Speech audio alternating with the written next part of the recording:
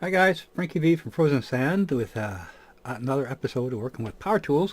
And as you can see, today's topic, I'm going to be covering our use of Daz Studio within our development pipeline as to our development of Urban Terror Resurgence for the Unreal 4 engine.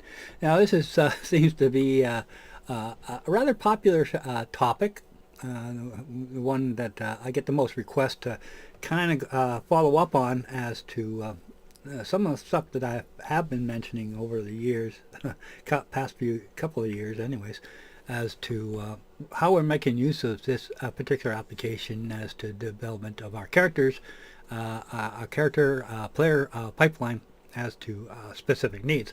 So I've been kind of racking my head of just how to follow up onto it, what information is pertinent as we are using it within an active development system, a development pipeline, as to specific needs. So it might be a good idea just to do more of an overview rather than focusing on particular functions until it gets to a point where I feel that I can sort of get up on a soapbox and tell everybody that if you're looking for any kind of character development application, that Daz Studio, along with the Genesis 3 product, is certainly usable for that particular need, be it you want to do some simple character designs and framework development versus going the full triple A route and with high quality, high definition characters biased towards a higher fidelity than that you would see in most triple A studio video games that require a little bit more functionality than is being offered, particularly in the case of the Epic base rig. So as my position as asset and content manager, the most common need is to demystify any kind of application that we are applying to our pipeline development as to use. So in our case, we want to be able to have our client, because we are a love for the game development group. We want to bias towards the needs of our content creators of being able to create content and not necessarily having to learn or purchase or new applications that are specifically as to a particular need as to the development of that pipeline. So in this case, we have elected to make use of, and as far as I know, we're the only group that's willing to admit to using Daz Studio for this purpose, and in particular the Genesis 3 model. So as to observations over the course of a few years, it took us a few years, at least a year, to ultimately decide to opt Daz Studio as a preferred application. Now I'm making quotey fingers here because, as I said, our requirement as far as the pipeline goes is to be able to make use of the content that our artists can make for the purpose that fits within the needs and demands of the code, base code, as frameworking goes. So even though we can certainly build all our characters and everything that we want within Daz Studio, we want the flexibility of allowing our artists to be able to create art and not necessarily something that is simply dialed in, and as to the demands of code-based type of application where content has to fit the needs of the code. We needed a framework that we could hang our hat off of, literally, so to speak, as far as having a jump start from the very beginning. When we first started out, we had absolutely nothing. We were in the same boat with everybody else as to moving from one engine to the other, as having nothing that we could actually put into as being part of our game development pipeline.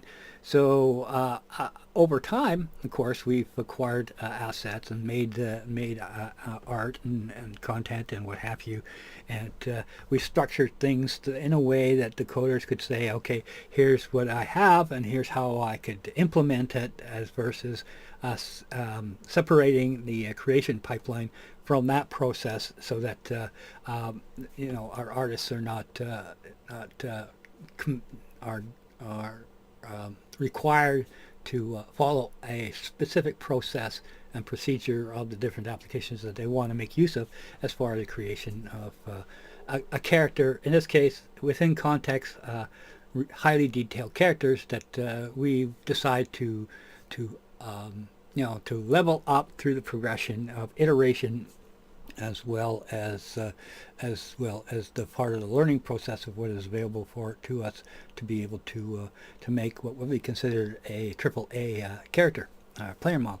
So as a usable tool off the shelf, it really isn't what I would consider considered a application that is specific for the use of making player models for Unreal 4, but rather a generalized application because of its Fbx Export capabilities can be added to the pipeline or removed from the pipeline at will based on particular need. But as a development tool, it has some rather nice features and options that makes that task, that job, a lot easier. Developing a character system that works within a framework that everybody can agree to making use of is a very difficult process. And of course, the only real true option that is available to most is to make use of the Epic base rig. But for our needs is rather, and as to our ideas as to future-proofing, where we want to be, say 5 years from now, is best served by the Genesis 3 product, available as a free download as part of the Daz Studio package. So probably the most, the biggest concern, of course, is as to usability. Is this an application that is worth our time investing in as far as sweat equity goes, as well as paying out, of course, the required licensing fees? And over the course of time, we spend our time and effort into actually determining that, or at least I did. That's my job, is to actually waste my time in trying to figure out, is this a viable option or not. So it's better to have one person focus on it rather than everybody kind of running around trying to figure things out haphazardly. So my main position with the group really is to bring up options and put them on the table. We as a collective kind of look at it and we play around with it. We look at tutorials, videos, and try different applications to as part of our involving this particular application as to usability. So that's a very long, drawn out process. You don't want to commit to really to what would be considered a higher end application unless it proves its worth as to some very basic common thing. First of all, expenses, out of pocket, upfront cost, as well as the learning curve that's usually involved with a rather sketchy, iffy application that you're not really too sure of what purpose it serves. Now, Daz Studio has been around for eons, and Daz 3D being the company that their objective, of course, is to sell digital assets to whoever needs it for the purpose of 2D rendering. Now, that's to say that their licensing is royalty free as to being licensed in hand based on what you download through their asset downloader. And I've been kind of a fan of the product going back to almost day one, as to a particular need that as I admitted, I'm not a game designer, but rather a digital artist at large, and I found that their product is well suitable for my need of being able to have characters that I can animate without having to go through the process of building the assets from scratch in a 3D application as to the requirements to make a character act. So right off the top, the thing that is being offered by this solution is a studio grade asset that in all intents and purposes can act as to the need for let's say, for example, dialogue. You want talking characters, and Daz Studio up to Genesis 2 was able to accomplish that, except for the problem that the actual asset itself was too far outside the realm of usability as far as video games going. So Daz Studio has never been kind of a video game application, a product that can be used for that purpose, but they certainly have, there's been a lot of indications that they are certainly interested in that marketplace as a business that sells digital assets should be. And of course they've made some attempts to being able to have some sort of place, being in that space, so to speak, and ready to jump on it if it ever heats up. For example, they've sort of forked off into another company. I think it's called Morph 3D or something like that, that makes digital people, particularly for Unity, I believe. I really haven't looked at it in depth, but anything that has Fbx support can be used for any application. In this case, since Unreal 4 does support Fbx, then it has to abide by the packaging rules established by that format. So certainly anything that's Fbx can fit into Unity as an Fbx file can also be used in Unreal 4, which can also be used in Motion Builder, which can also be used in 3ds Max, and etc., as what would be considered a DCC compatible packaging system. So so right off the back, since Daz Studio does support Fbx, it just simply makes it an interesting application to introduce into any kind of practical application that you might need for visualization of 3D assets within the visual media, so to speak. So this is where they put it in kind of perspective. SpeedTree has some usability within the video game environment. Yet they are a product that is a lot more predominant in the movie industry. It's used in a lot of movies like Avatar, where they need a lot of trees as a procedural or parametric object within three-dimensional space, which they could put in little placeholders or proxies, and then of course when it's rendered as a full-dimensional tree.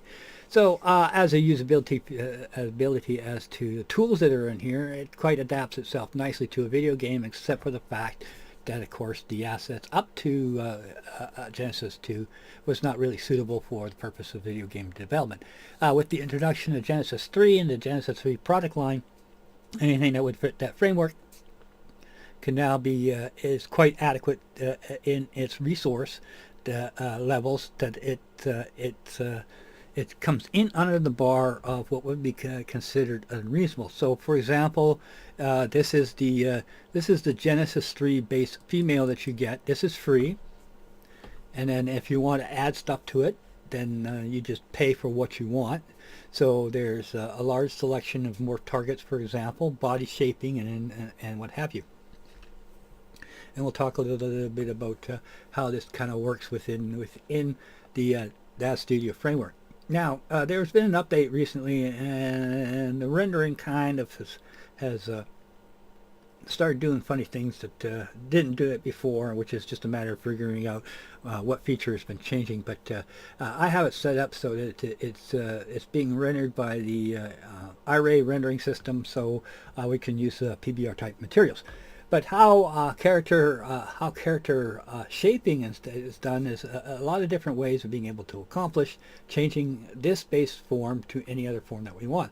So the way to look at it is Genesis 3 is the female base shape that could be considered like a cube or a sphere. It's the framework that everything else can work off of, and you're not you're only really limited to your imagination based on what you can do through the application of other 3D apps that can reconfigure this character to anything that you want. So for example, connectivity wise, I can send to Bryce, I can send to Hexagon. Hexagon 2 is actually a very, very nice little simple 3D editing package that's about $20, and as part of this package is worth having. Or you can go with the big bad boy here as to being able to modify this as a morphing type target by sending it over to ZBrush, and then do any kind of modifications you want to this character and creating something totally unique as to a particular need, and reshape it. So once it's done and reshaped, then we can export this base shape over to Unreal 4. And there's some key features that are still required to create a much more usable pathway, which will hopefully come in the future. So for example, there's no reason why, well, because Daz Studio does favor the idea of plug-in solutions by the means of third party. So if third party comes up with a connectivity adapter, that a bridge that will be able to say send this over to Unreal 4, we can start developing player models and whatever. And how we see it, hopefully the idea would be that the fidelity of what we created is transported over to Unreal 4 verbatim as to the design of that character ongoing. So that's where Fbx becomes rather critical as part of that pipeline, because everything and anything that's done through a DCC pipeline is bridging via means of the Fbx protocol, and that by creating a server connection between the various different applications, and not necessarily having to export the data and then re-import it into another application.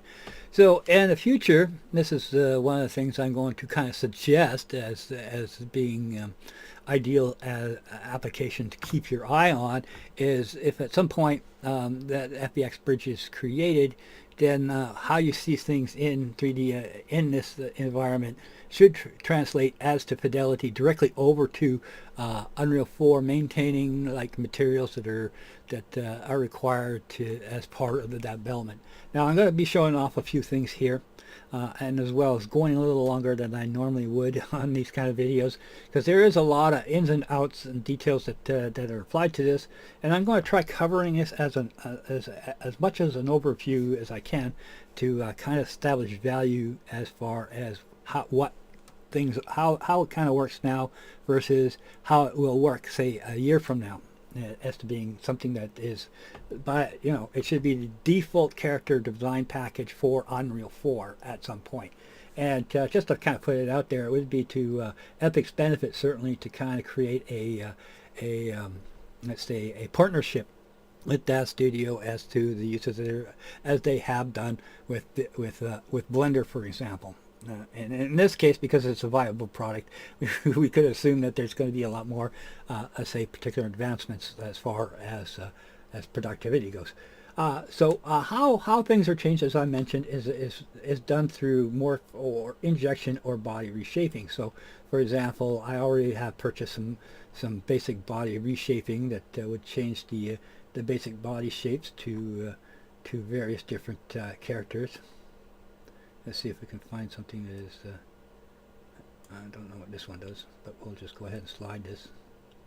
Come on. There we go. Yeah, that doesn't look too good, so we'll bring that down. So we'll bring that up. At the very least, hopefully you can see that it's being reshaped. We can change it to, well, here's an interesting one. Let's see if we can find what we changed and put that back to normal.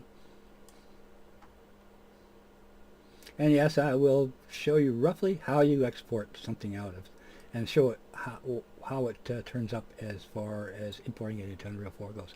So see, we got a zombie and what have you. Now the same thing is as far as injector goes. There are two levels to the character. One is of course the body shape reshaping, and of course the head reshaping.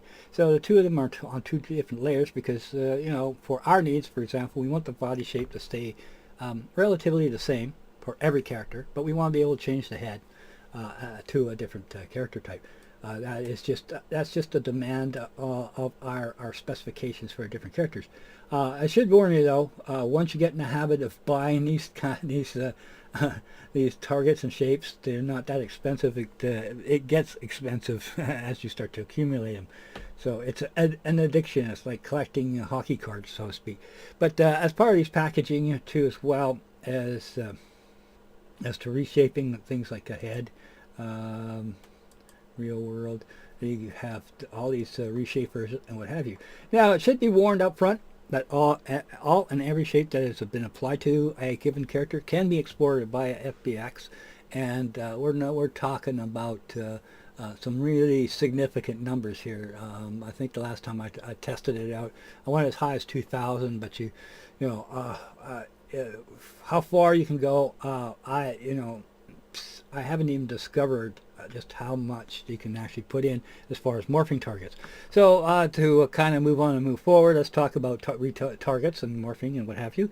The Genesis 3 supports two means of being able to create lip syncing and dialogues and talking characters and acting and what have you.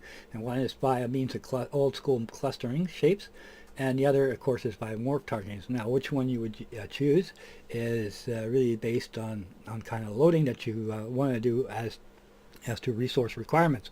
So, cluster shaping as the lower hit, so to speak, can be reused on various different characters, and you don't have to worry about the pervert rule as required by morph targets. On the other hand, morph targets is still the preferred way of doing character animation, lip syncing, if you have the need for the character to be able to act as to the demands of a character actor, for example. So as I put out there as a perspective, Sigourney Weaver as a 10-foot tall character in Avatar, her acting, her performance is done through an avatar, literally, and we can recognize her characteristics and her mannerisms through her process of acting. So this is where you probably want to make use of morphing targets more and above, cluster shaping. On the other hand, cluster shaping is very good if you need to have an infinite number of NPCs in your game, say a la Assassin's Creed, where you're walking into a city and you have all these different characters and you want to use the same single channel, the same dialogue package to drive all the characters through a single framework.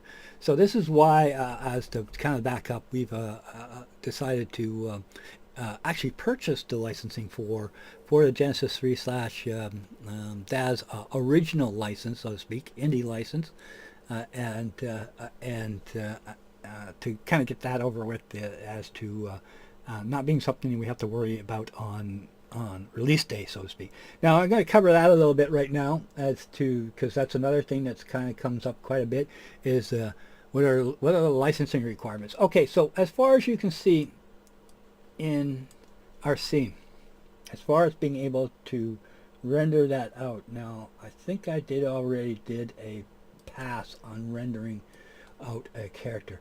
Okay, I'll get it into the character that's rendered out here once we get over to that test example.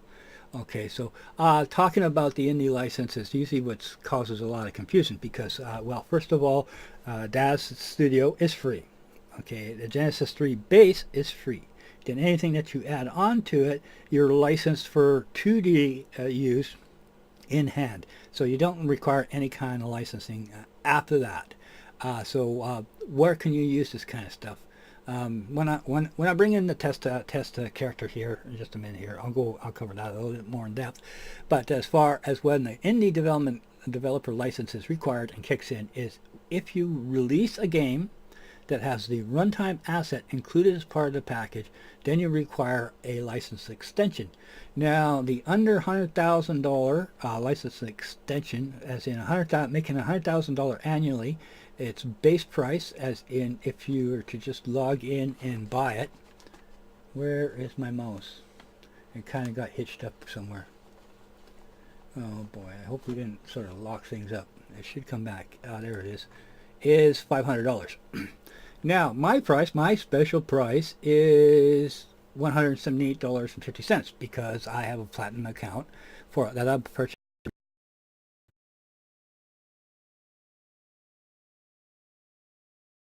package plus monthly free downloads and access to the forums, a special forum where they always give out freebies, what have you, So for 70 bucks, it's really worth the deal. And of course, with the special license or the license that we purchased, we can make use of that in our video game as a usable asset. So we have access to a completely different resource pipeline rather than having to buy stuff from the Daz Studio or from the Epic Marketplace. Now, where that kind of pops in and it becomes kind of a no-brainer is, say, for example, hair. Come on, show me hair. 10 coupons available.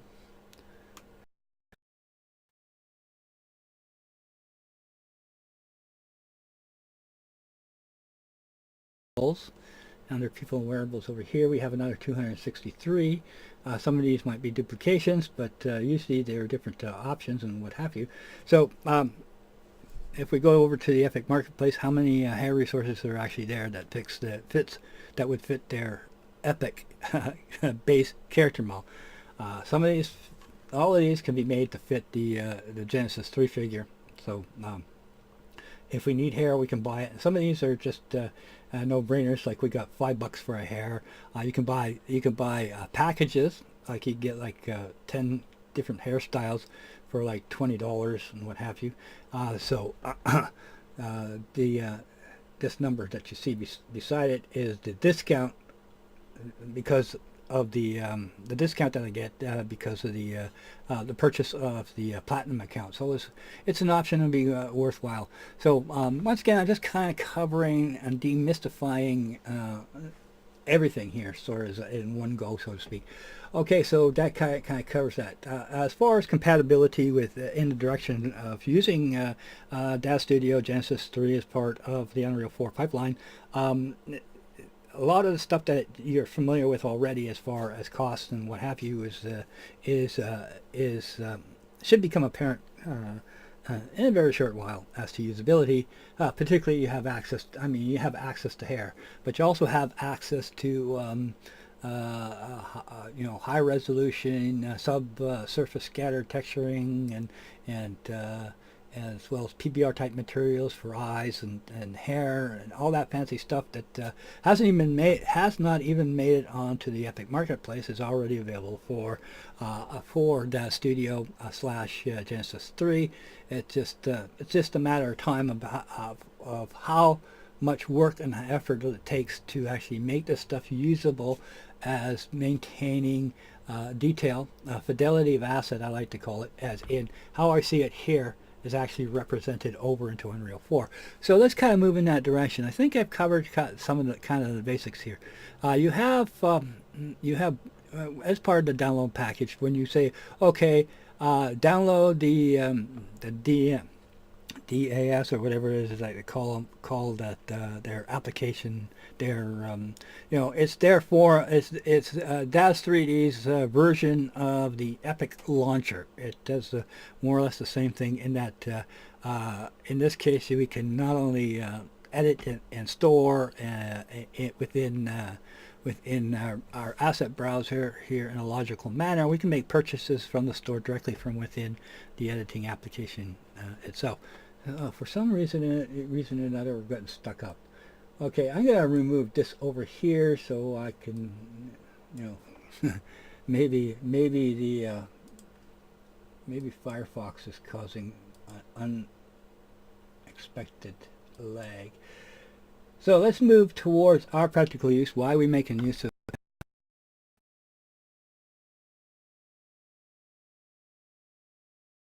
for example, the head, how we can edit the head. You can see we have targets that are in this pile here too as well.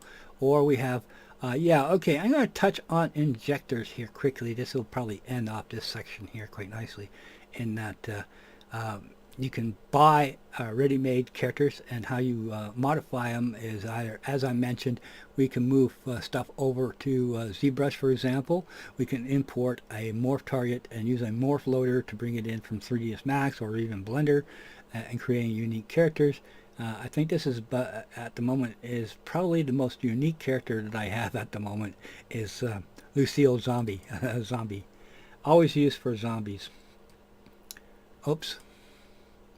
Let's cancel that. Okay, for that to apply, we actually have to select our character here. Then if we double click onto it, then we go load character into selected figures to go accept. And we'll give it a couple seconds, and I'm going to take it, since we have 0 production value here, I'm going to take a sip of coffee.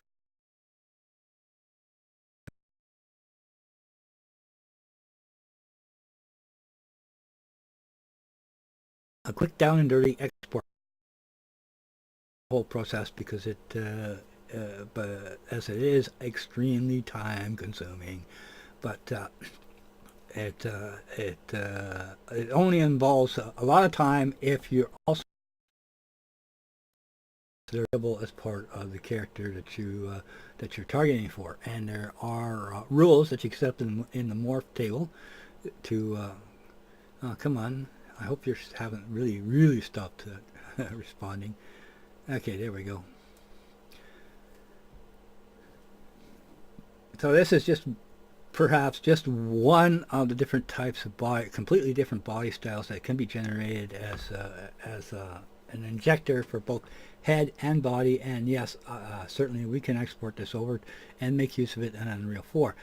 Something I didn't know, I don't think I've kind of put out there. Okay. Yeah, I kind of lost track. Sorry. Okay, so anyways, we have a different unique character based on the same framework. So if we export this out as a target, and if Unreal 4, one of the sore spots that's missing is a Morph Loader in Unreal 4, which will make the ability to use different targets for generating NPCs on the fly a lot easier.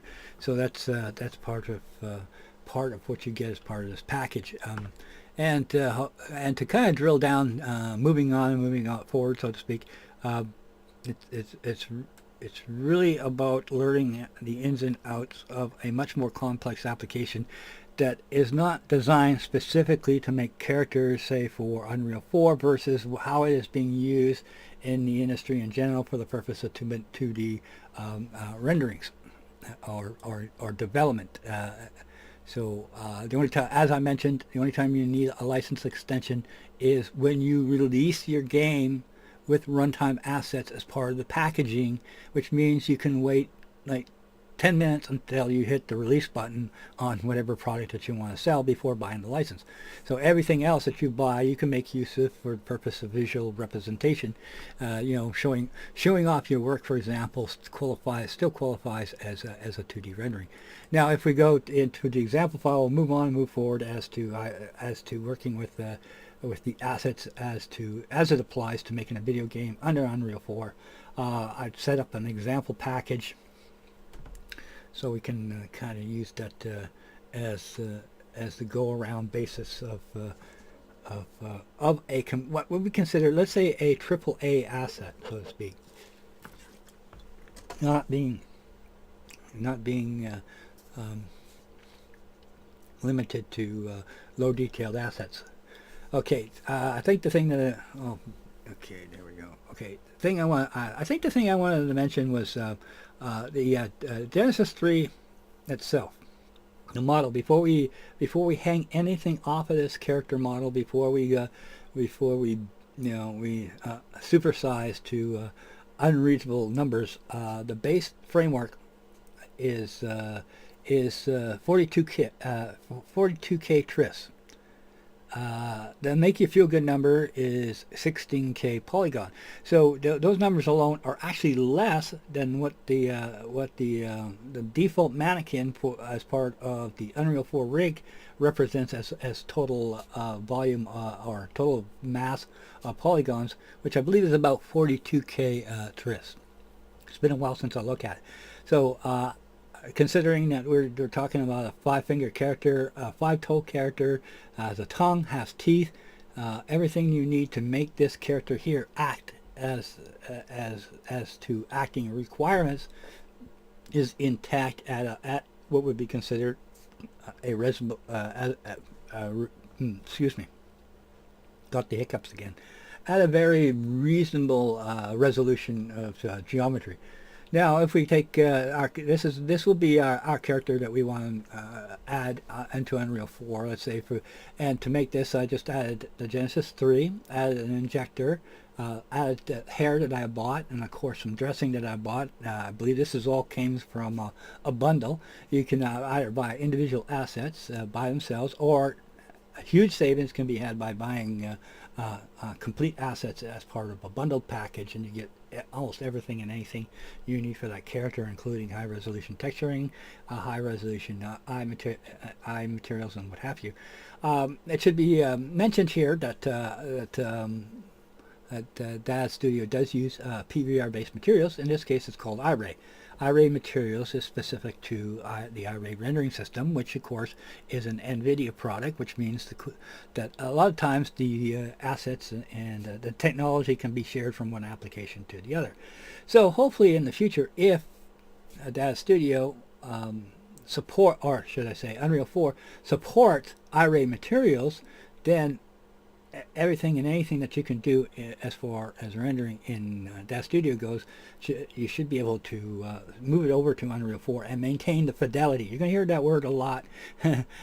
Is fidelity of asset, meaning that we do not have to introduce decay or over optimization into the product itself as it's imported into Unreal 4, and then do whatever we need to do to make it usable and within Unreal 4 itself. So here we have what I would consider a AAA usable character, and I went ahead beforehand and rendered it out in its full glory without studio lighting. So what you're seeing here is the character being rendered out based on flat lighting. If we remove the shadowing, now how can we make use of this? If, say, for example, within practicality, this is actually a very good looking model. Took a lot, very little effort to actually stage it. Would be acceptable probably for most kung fu type games as a usable character. And in the case of we want to cheap out, and we wanted to do a 2D game on Android, we can render out a series of character sheets in Daz Studio. There's tutorials on how to use GIMP, for example, to make character sheets and create an animated sequence and use this on and make an iPhone game or an Android game. And we wouldn't owe anybody any royalties, as that, as I mentioned, is pay the licensing requirements are paid in hand. You buy it, you have you can use it to render it for any purpose that you wish. So that gives us kind of a base to work for. Now, of course, we can export this out, and this is where we get things get a little bit, let's say, tricky as to how things ultimately land up into Unreal 4. Now, as I mentioned, hopefully that Daz Studio does create the possibility of a plugin similar to how the compatibility differences between Unreal 4 and Daz Studio / Genesis 3, they go together like peanut butter and chocolate. They're so well suited as far as the licensing requirements goes. It's kind of scary. So it would be of a benefit of Daz 3D, and a benefit, of course, as I hopefully mentioned, of Epic to kind of co-op on being able to create a usable character, a player model design system that makes it a lot easier for the introduction of assets over into Unreal 4 verbatim from what you see in Daz Studio. Other opportunities are presented too as well. So since the character can act and talk and do all this wonderful stuff that you would normally see in an animated feature film, for example, then animated producers who make packages for Unreal 4 now can expand their product to include the Genesis 3 framework, and they have a completely new marketplace to introduce their products into, as well as making it functional in that and just in this environment, so to speak. So if you check the Daz 3D marketplace, you'll see that it does suffer from a lack of usable animations that are targeted to this framework. So other things that you can do, which is already available, is expression sets. A ton of expression sets are already available as part of a package that you can buy. I have already set up in Unreal 4 for our game to do happy, sad, angry, any kind of emotion that we want the character to emote, or pain. You get shot, you can have the character look like it's in pain rather than just the same expression forever and ever and ever. So anyways, moving on to the important part, I think everybody's kind of waiting for is how to export it. Of course, is via the means of Fbx. I've already did it. I'm not going to go through complete this process. I already cooked up what I need to be able to demonstrate what you got, because the fidelity of the character, as well as exporting the morphing package that goes along with it, you're talking about. Well, you'll see once I get over to Unreal 4. You'll see what's going on there.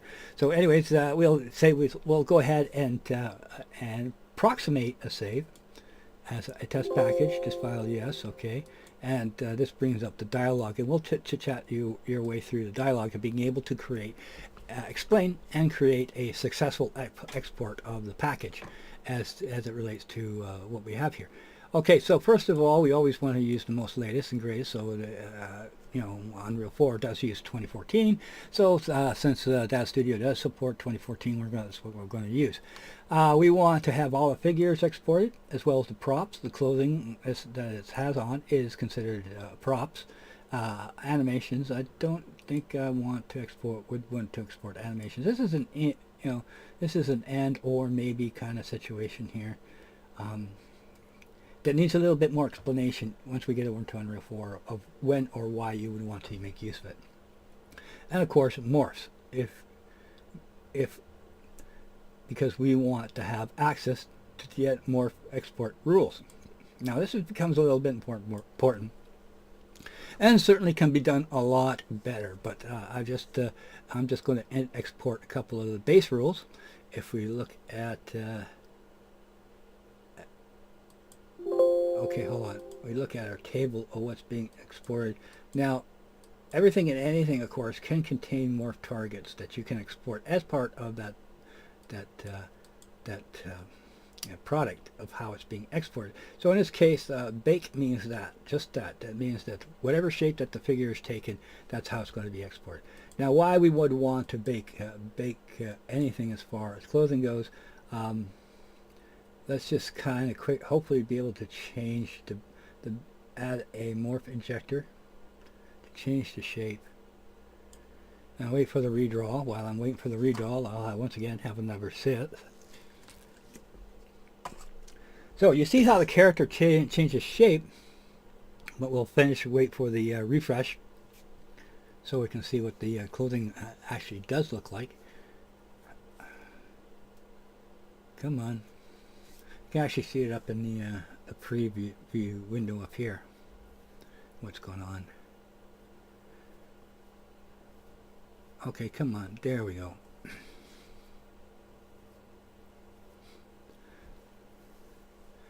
So as you can see, the clothing actually, as part of the framework, as I was talking about, everything adjusts based on the reshaping of the body. So if we go ahead and if we want to export back to test, save, yes, this brings up our Fbx Export option. So we want figures checked, we want props checked, animations, yes or no, because we can either include them or exclude them as part of the import. And morph targets may or may not become important based on what we want to export. So if we want to export, for example, the base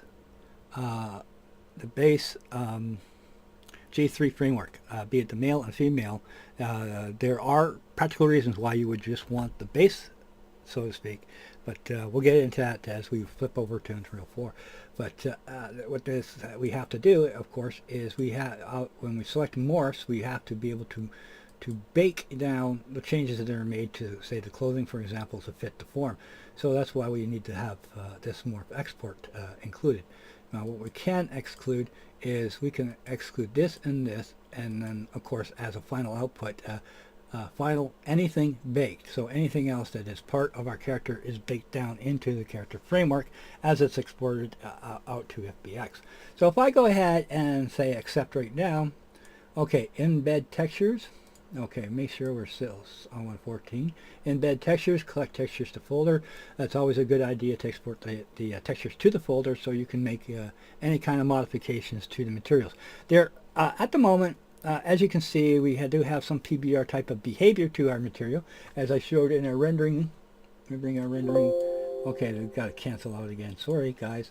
We can bring our rendering over, and we can see that we do have some PBR behavior as to some of the materials being metallic, and these are all handled by the iRay shader control.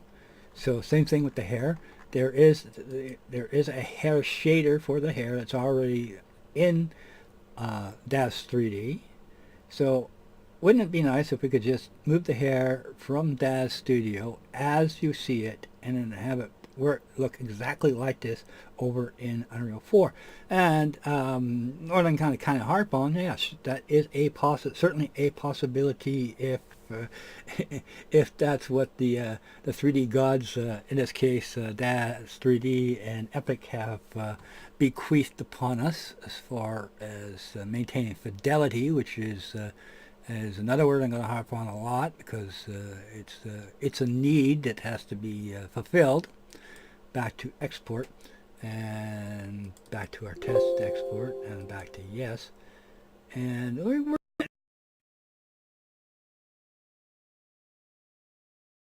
it's going to be the hardest thing to get your head around more than anything else, because you want to be able to, you can select one single target on name. So for example, as I said, we can remove this other stuff and just output the baked result, a single target, that if Unreal 4 had a Morph Loader that you can apply that to whatever framework that you have already set up in Unreal 4, then you could just sort of pop out any kind of targets that you want. You could create literally hundreds of different NPCs and put them all onto a single individual framework.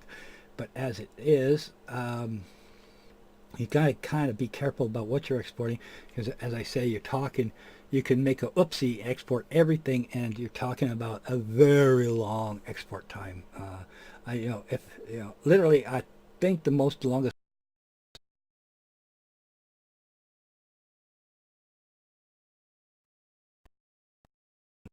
there's two sides to this: export and import. So you got to be kind of aware for that.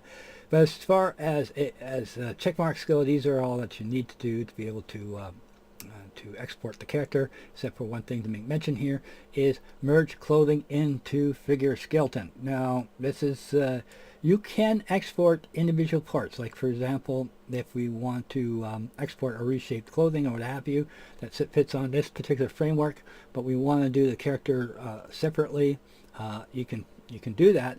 But then you have a procedure to go through that will assure that you can import that asset into Unreal 4 as a standalone asset. So for example, hair. We got a lot of different options for hair already in our character development package that we could try on different hairstyles onto the character, and I'll be showing you that how that sort of pops up in Unreal 4 from out of Daz Studio. Okay, so merge clothing into figure skeleton. I don't think I covered that quite enough here as to what that means. It means whatever clothing that we put onto the character will wrap to and conform to the single bind pose of the Genesis 3 female. So all this clothing that you hear will make a single unified character, which is just another option. And once we get over to Unreal 4, I'll explain various different ways of processing different character requirements, so to speak. But in this case, our example is as we're making a single character with single requirements as far as everything that can be applied to it, which would include animation. So to finish it off, I would just simply select accept, and then we would wait a couple hours for this to send all this data out to the FBX file. Okay, what else do we have here?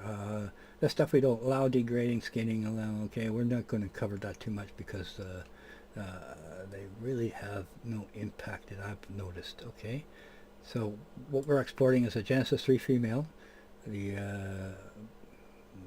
Bondice, boots, pants, shoulder armor, sleeves, and O'Hara hair. All this stuff here could be exported as individual assets to fill in the requirements of our character. Okay, I think that takes us out of Daz Studio. Let me just spend a minute here to think, is there anything else in here that I should discuss? I will be following up a year from now because I'm assuming right now, with all the improvements in 4.15, which is the reason why I'm even attempting this right now, is in 4.15 there's been a huge improvement as to being able to import verbose, what you see in front of you, by this process I just demonstrated, and it's showing up in Unreal 4 with little or no errors, except for a few things that still need to be, few annoyances that need to be fixed. Even more so, an improvement in Unreal 4.16 as to material cross material compatibility, as to it showing up in usable form in Unreal 4. So let's go over to Unreal 4 and I'll show you what I got set up there. Hopefully we can sort of pop that up. There you are. Okay. So to quickly cover why we are using Daz Studio and the Genesis 3 framework, starts by just, of course, as I mentioned, you have to have something to literally hang your hat off of. So our character designer, creator is Blade Killer, and she's done all this work so far, and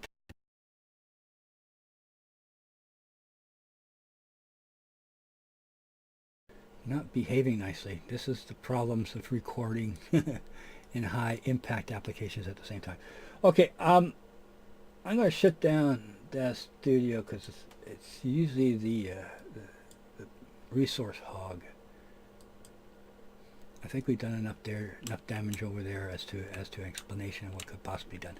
By all means, ask any questions that you want. That's it's a lot easier if you are specific in an area that you want covered. I'll be more than happy to cover it for you.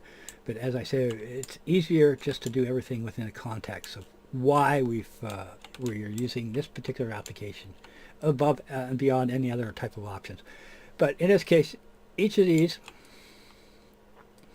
just to kind of show you what's going on here, are standalone individual pieces of equipment and gear that are hanging off of and make use of the Genesis 3 framework as far as applied animation goes.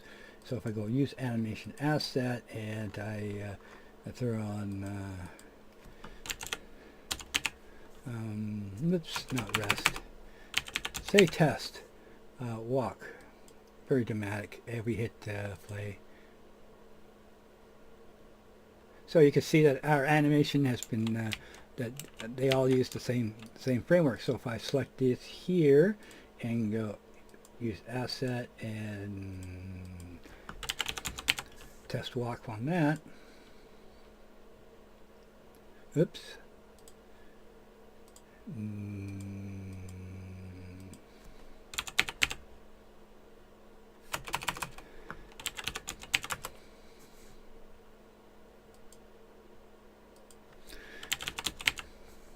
oh, come on. There we go. We hit play. You can see that it's using this animation. Now if I go over here, that's using our test animation blueprint that I've set up. See if we can snag that. So we have an animation blueprint. Where are you? Is it that guy? Nope. What was that again? Animation test BPC. Animation test. Oh, okay, sorry. Animation blueprint. Animation.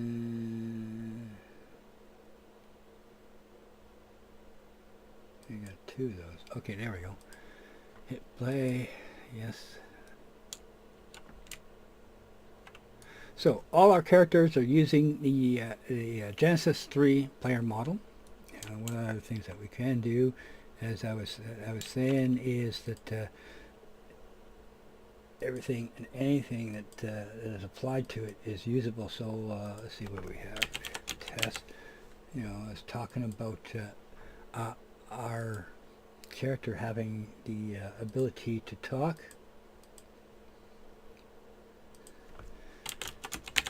Okay, what do I think? We hit play. Hit play now. You can see that lips are moving, which is great. And it fits. Everything is part of a single package, and that's how we got it set up. And this is what we actually decided to use the Genesis 3 framework for. It's just to kind of start hanging stuff off of it that's custom built. Now the actual head, the head, and well, the body shape is defined by the custom building of clothing. We can bring it over into Daz Studio to make it fit any kind of shape that we wish, as far as reshaping it goes. So that can be done. Right now, we're just using the base Genesis male and Genesis female as a proxy stand-in, and Rabbit Cow at the moment is in the process of making custom character heads and body frameworks that a little bit more appropriate, so to speak. He's done this this Asian character, female. That's actually it's amazing. I couldn't stop looking at it because it was just the detail that was just simply easy enough for him, I guess, to put in using ZBrush. It's just it was of the AAA quality product result that we're kind of looking for. So, anyways, that's kind of covering the basis of what we're particularly using and paying a license for as far as usability goes, is just simply something that allow us to use the framework so we can expand upon the idea of our character pathway in the future. Now, how does this translate into ideology? Something that we would like to do is, of course, the majority of the stuff that's being worked on is you know, if you want to have a piece of the hero pie, you have to be a part of the group and to get preferential treatment. In this case, Blade Killer is the boss of the player models, so to speak. So once we take another look at this a year from now, then we're going to see a lot of difference that are shaping forward on this. But as this is as to being able to make use of characters in from Daz Studio, we'll show you just where this framework stuff, everything can sort of compile as a single character before we even start breaking things down in a component. As I kind of demonstrated here, the characters in Urban Terror are going to be a sum of their parts. So here's a hair. Now it should be noted that this hair does look pretty good, but we're going to start looking at our example here of what we have exported and imported as per our example. I hope I'm not wandering off too much, guys. There's a lot of connected dot stuff that would make things a little bit more, that makes sense, so to speak. So you can see there's a lot of stuff that has been exported as far as materials and shaders and this and that and what have you. So we get the full Monty of everything. It says, hopefully I mentioned, is not what I would consider as a usable game character, but being able to export everything out as a single module, just to kind of demonstrate what we got. I've obviously done a little bit of tweaking. You know, we needed double-sided materials for the hair, as well as cornea reflective qualities for the eyes. Otherwise, we get zombie eyes because it's yet able to handle the moisture layer of our material, so to speak. But, oops. Come back here. Can we get it back with Control Z? Control Y. Okay, now we're just getting silly. Okay, let's bring that back. So looking at our character here rendered in our scene, looks pretty darn good. In 2.16, as I mentioned, there has been a significant improvement in just basic materials that have been applied. So even the skin material looks usable. The cloth doesn't have that PBR type material that we're talking about, which I no longer have my renderings up, of course, to show that. But you remember this was a little bit more metallic, so we got some work that needs to be done here. It didn't bring it in, of course. Doesn't bring the materials in identically to how they've been created in Daz Studio at the moment. If we create a proper bridge, as in how we can import into our level from various other applications like 3ds Max, and hopefully simply let the software do its thing. But we can see that certainly our character is as a base, requiring additional work is quite acceptable. Now, since it's on the G3 framework and I imported this using our framework, that would mean, of course, that our animations would apply. So if we do the our test chit chat here. Now we got some discoloration under the eyes here. So suddenly become a football player. So I'll talk about that in just a minute. What's going on here? This is not a problem with Unreal 4 or Daz Studio. This is a rather common problem based on additive animation. So anyways, we'll go ahead and hit play.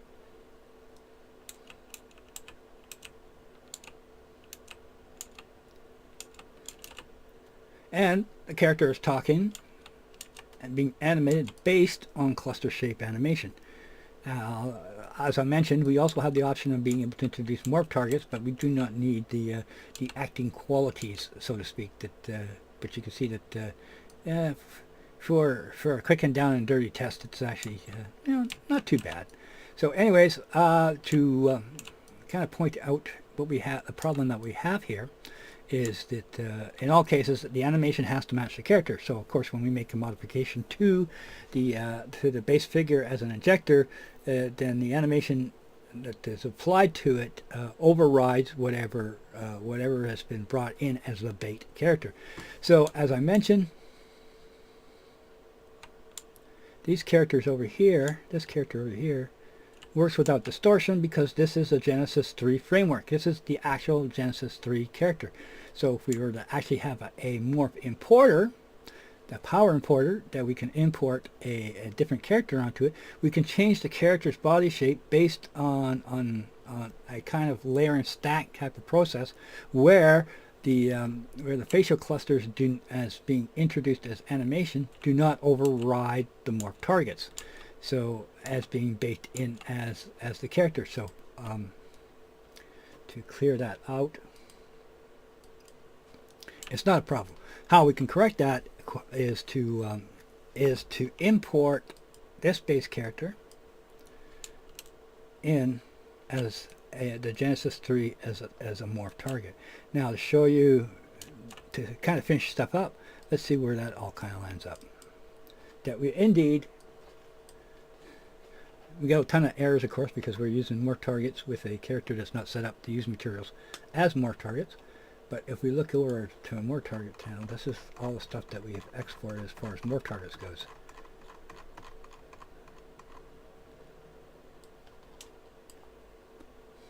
That's a lot. So, as to usability, I think I hopefully covered enough information here that would make this useful.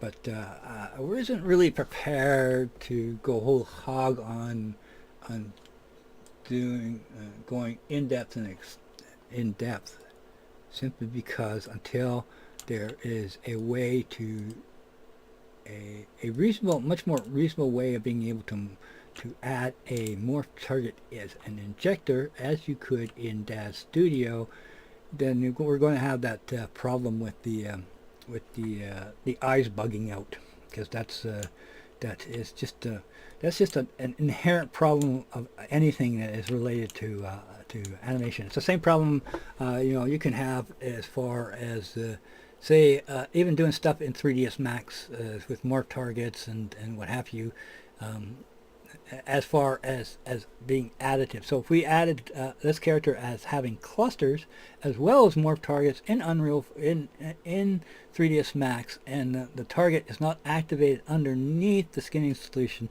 then what will happen is the displacement of the rig as it moves into a different position. It will cause that kind of bulging of and displacement of the mesh. Long way around saying, yeah, it can be fixed, but there are better solutions that can fix it. Last thing I would like to point out, though, is the hair. Is actually, it's not as good as it can be, but it is a very, very good starting point for a $5 hair asset that you can purchase through Daz Studio for that need. And I'm quite happy with that in Unreal 4, there's very little lagging as far as the player asset goes.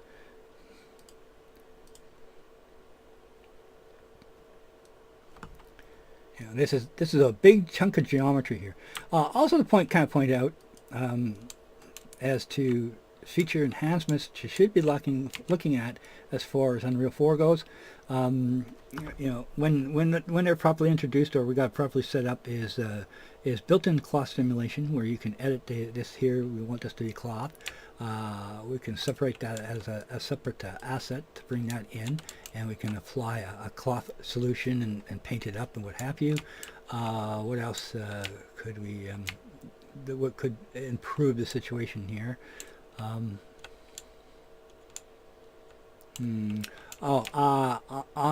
hoping on the roadmap, of course, is mesh optimization similar to static mesh, where you can create various different LED levels as you move out as to the overall geometry used for the character, so you can have like the kind of detail we get when we're up close. I mean, that's pretty darn good. No poke through. That's pretty amazing. There's no poke through on the asset, which says a lot about the Daz products, that they animate without poke through is just a bonus overall. So anyways, hopefully I haven't gone too long and rambled on too long. If you want to be specific, ask questions. Don't give me opportunities to drift off into La La Land, so to speak.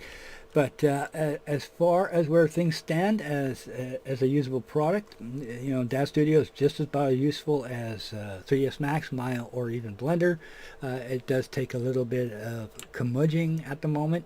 I do expect, because the improvements continue to improve with each version released of Unreal 4.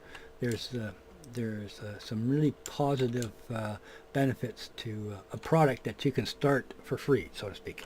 Okay, talk to you guys later. See ya.